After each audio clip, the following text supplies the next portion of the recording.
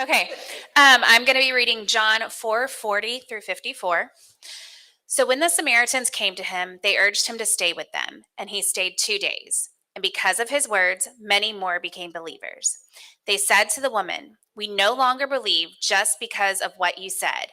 Now we have heard for ourselves, and we know that this man really is the Savior of the world." After the 2 days, he left for Galilee. Now, Jesus himself had pointed out that a prophet has no honor in his own country.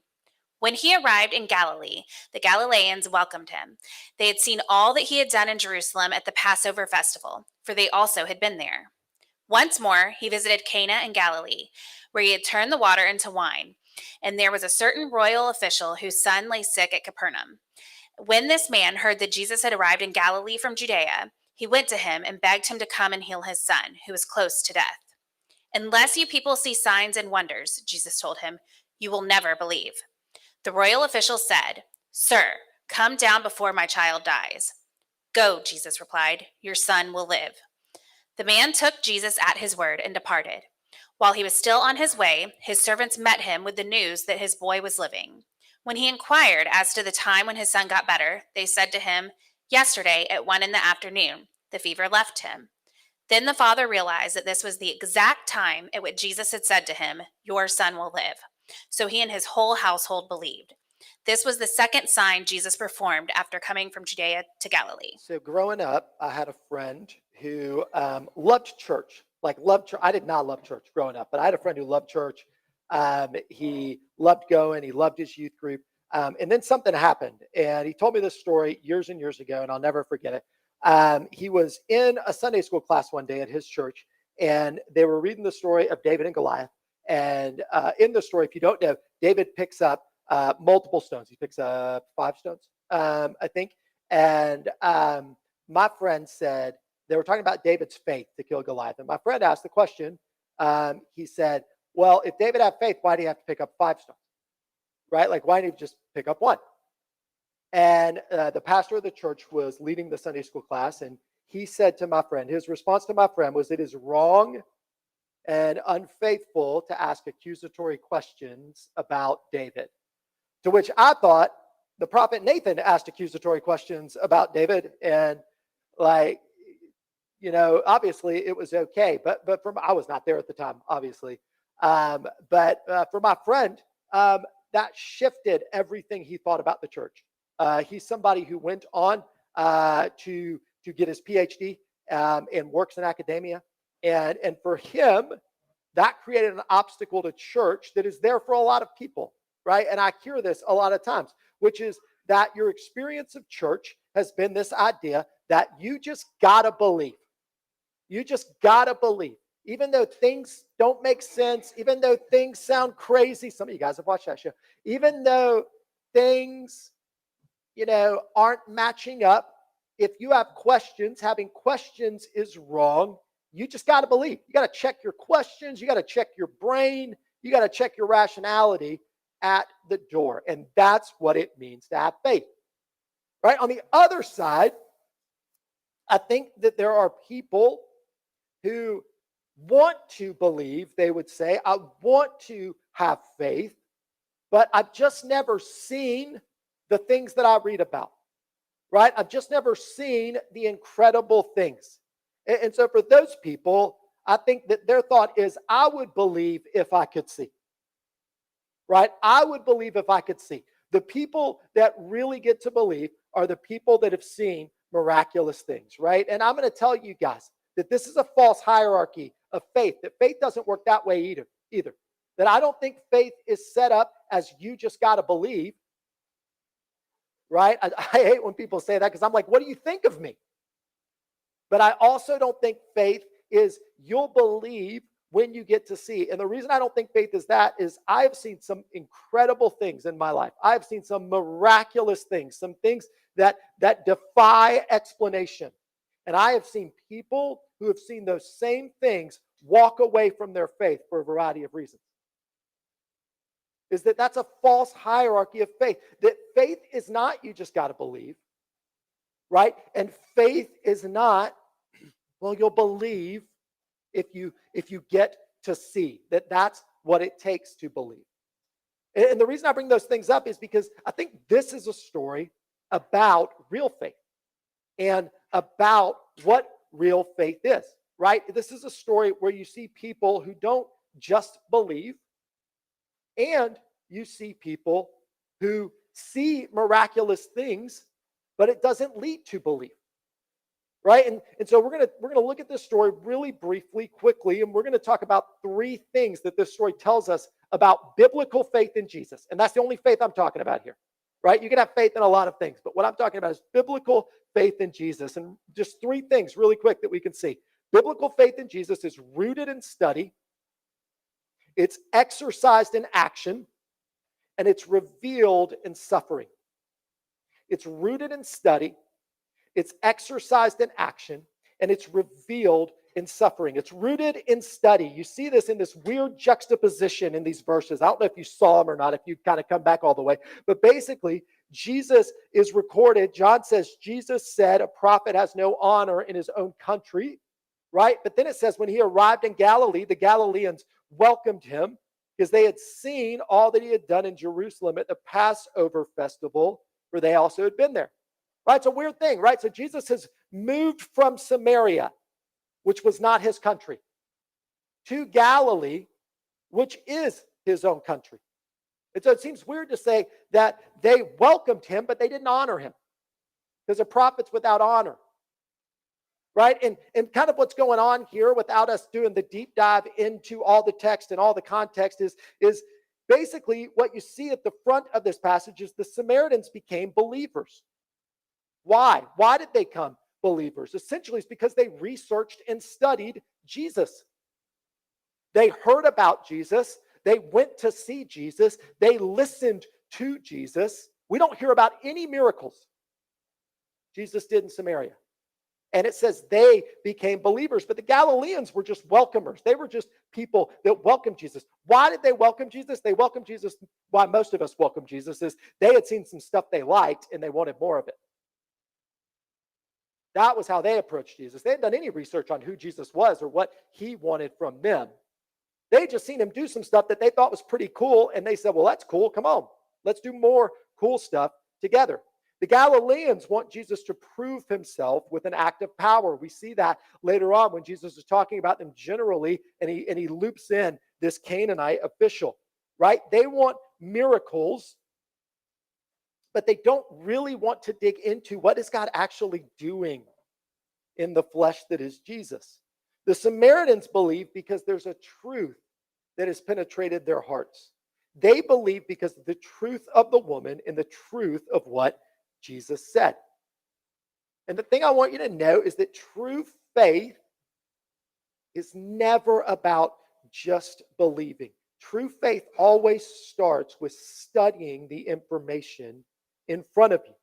And you know that because you have faith in all kinds of things that you have studied and gathered information about. It still requires faith, right? The faith doesn't get wholly eliminated, but the reason you choose to have faith in certain things is because you've studied and gathered information. Those of you who have gotten married, how did you have faith to marry someone, right? I hope to God you didn't just look at them and say, man, they are good looking and I don't want to know anything else. Shut up now. I hope that's not what you did.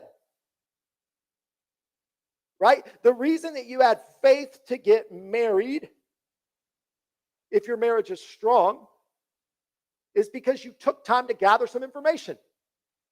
Right? You took time to learn about the person. Right? You took time to see, but you still had to step out in faith and get married.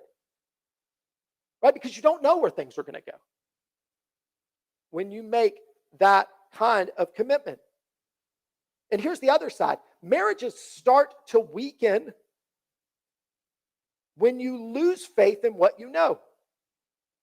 One of the things when I meet with couples who are going through difficulties in their marriage, one of the things that I always try to talk to them about is when you didn't have to be with this person, you chose to commit your life to this person. When you could have done anything, this is what you picked. right? I have to bring them back to a place. It's not getting them away from a place of rationality and truth and logic. It's bringing them back to a place of rationality and truth and logic that led them to put faith in this relationship for marriage in the first place. Marriages weaken when you wake up and you don't feel good and you think, maybe I was wrong. That's when they weaken. And the same thing's true with faith in Jesus, right? You don't achieve faith by stopping critical thinking and just reacting to your feelings. That's when you start to lose your faith. You lose your faith when you stop thinking and start reacting, right? Paul says, we walk by faith. We walk by what we've studied and what we've known and not what we happen to see in the moment. Our moods. We lose faith when what we know to be right and true gets overwhelmed by how we feel in the moment. I have a very good friend who is incredibly afraid of flying. Right? And we can have all the conversations about flying and why planes work and why the majority of planes do not crash and et cetera, et cetera, et cetera. But that friend, when she wakes up and gets on the plane, it doesn't matter, right? It's not faith that takes over in that moment. It's fear. It's emotion. Right? Here's the thing. Faith is the result of thinking highly. Unbelief comes from listening to your moods or emotions. You develop your faith through thinking and reasoning. The dumbest thing in the world to do is to try to develop your faith by avoiding the facts. Anybody who says faith is in opposition to thinking is selling you something evil. God made your mind.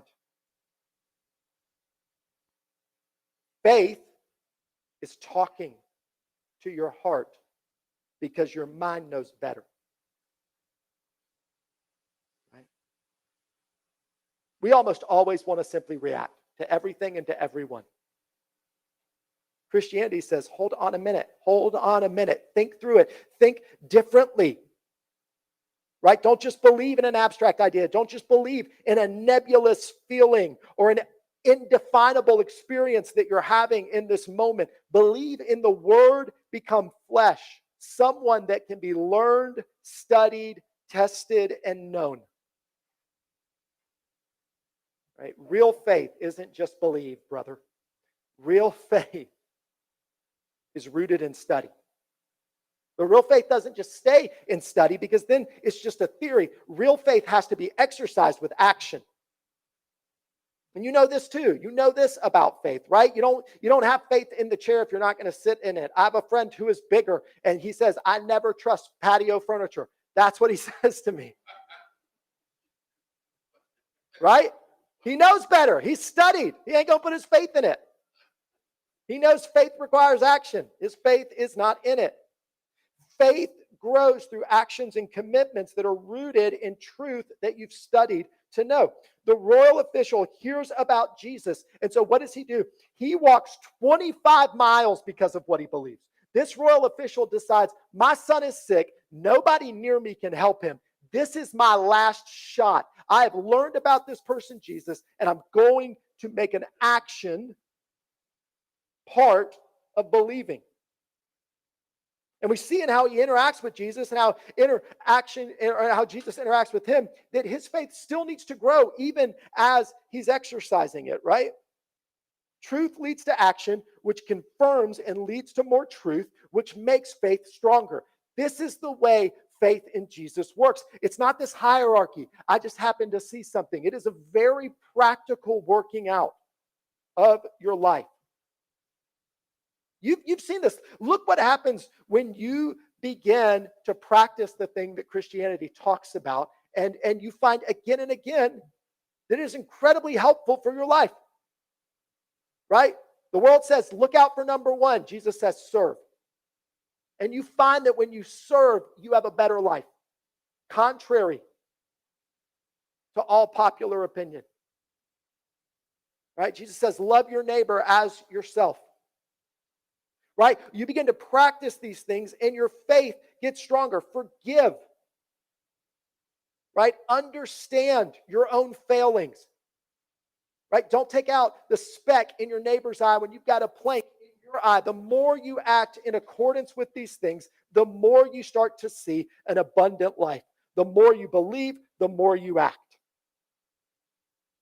But every time you hedge your bets to lean on something else, every time you say, I trust the furniture, but I'm not really going to sit in it, it kills your faith.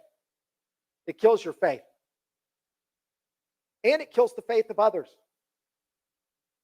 Right? When we say, I follow, I believe, but we lean on our money, our own ability, right? Our youth in a lot of ways. How we look or how we looked and we wish we would look again. Our family, our kids, our parents. When we say we believe, but we put our faith in all these other things, because you can see the reverse, right? You have seen when somebody says they believe and they lose all those things and they still believe, and you look at those people and you are astonished, aren't you? And their story is incredible, right? And everybody needs to hear it. But the opposite's true too. Is that when we say we believe, but we don't lean in, it doesn't just kill our faith, it kills the faith of people around us. So why don't we lean into faith more? Right? If faith is established in study, and when we study, we can know something, and then we can act on it, and we can trust, and when we act, it grows stronger. Why don't we do it more? One of the reasons, probably the biggest reason we don't do it more, is that faith is almost always tested and revealed in suffering. Faith is almost always tested and revealed in suffering. My dog has a torn ACL. Right? My dog has a torn ACL. And he has been hopping around on 3 feet for a couple of months now. And so I took him to the dog physical therapist. And you can imagine what a bargain that was financially. But I took him to the dog physical therapist. And what the dog physical therapist told us was that we have to start putting him in positions where he has to use this leg that is hurt, because that is the only way that will strengthen it. And so what I have to do now is I have to go to the kind of downside of Burnt Hickory here, just past Polk, like going towards Bear Parkway. You know what I'm talking about? You go over this hill right here. Some of you know, I go to the bottom of that hill. I started this week, and you're going to see me out here doing this and looking stupid a lot. So just be ready.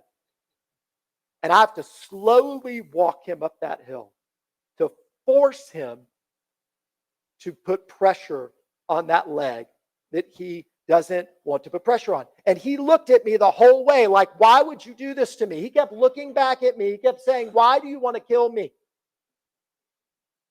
Because he's like, if this is what it takes, I would rather just have 3 legs, because that's how a dog works. They're like, the pain is not worth it. With a lot of us, that's how we feel about faith. We just want to skip it. We just keep looking back at God when we're in moments where we have to exercise our faith, and we're like, this is dumb. I just get more money. I just marry somebody else. Right? This is hard. The man's son is 25 miles away. And he looks at Jesus and says, you got to come to him. And Jesus said, nope, I don't. And so this guy has to spend the next day, probably day and a half, walking by himself, lonely, concerned. What if this doesn't work? This is it. If it doesn't work, that's it. Right? That's where Jesus grows this man's faith. We see it at the end of the story. It's like, oh my gosh, it was at the exact time. Right? Jesus says, I'm not going to come. I'm going to do it from here, because I'm more than a miracle worker. I'm more than somebody who does cool things so that you can see cool things. I'm God in the flesh. And I don't just want to show you cool stuff. I want to grow you into the most abundant person that you could possibly be, into the light of the world, into a city on a hill. And it's suffering that reveals what our faith is and what it is truly in. I'll tell you guys one quick story. As a youth pastor, I would watch parents whose only goal in life was to keep their kid from suffering. Right? I don't want anything bad to happen. They were all Nemo's dad from Finding Nemo. Right? I don't want anything bad to happen. I don't want anything bad to happen. I don't want anything bad to happen to him. You know what happened to those kids? They fell apart anytime something bad happened. Because guess what? You can't keep something bad from happening to your kid.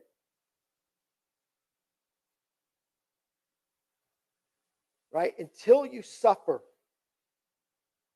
you can't strengthen the things that you really need for an abundant life. We are fragile people. Think about the things you probably put your faith in this week that you were worried about, that you stayed up stressed about.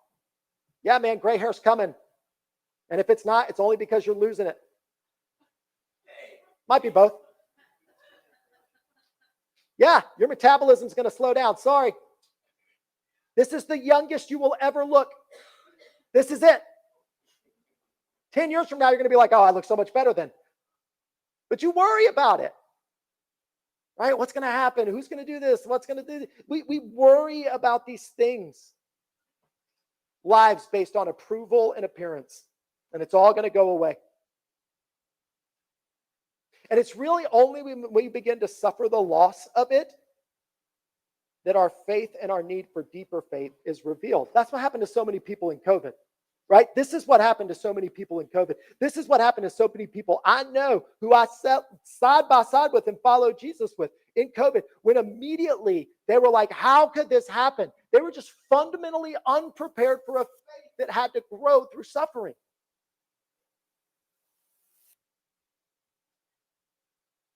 Just like my dog on the hill. And here's what I want you to hear. In that way, suffering is mercy. In that way, suffering is mercy. I don't think God causes suffering. I think sin and brokenness and all those things cause suffering. But in that way, God turns suffering into mercy because it pushes us to remember that we were meant for a life on 4 legs.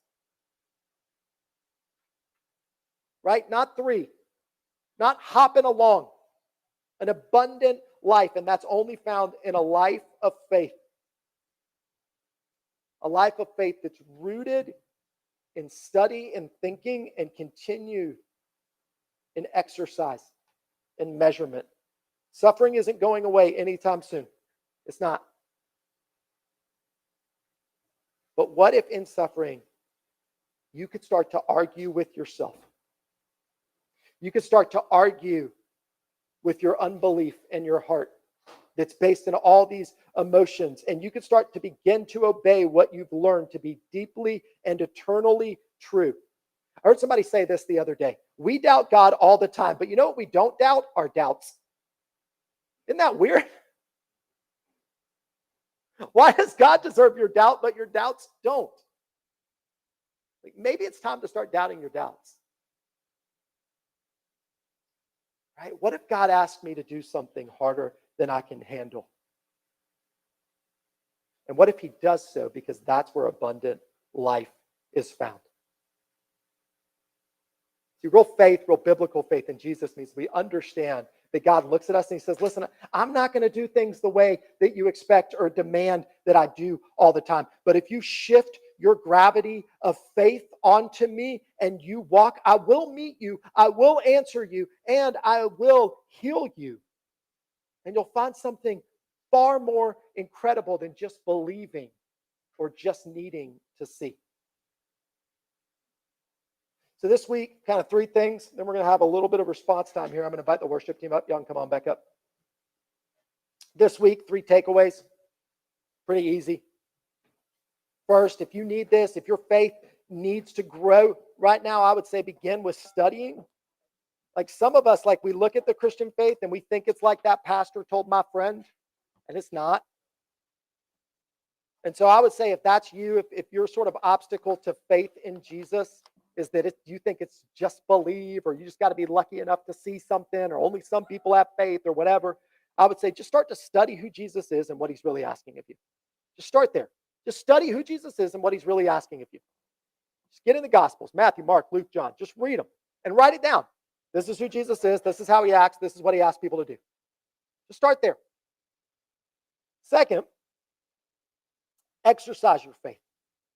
Change something about what you're doing with your time, your money, your relationships, your whatever, your health, to honor what you've learned through study. Actually convert the thoughts about Jesus into actions. And then the third thing, if you feel like you're really engaging in both of those things, I would say lean into the difficult. Right? Don't create it. Don't be the creator of the difficult, but it's out there. You'll find it. Lean into it. Start walking into suffering, your own or somebody else's. And don't just fall back on three legs. Start to walk into it.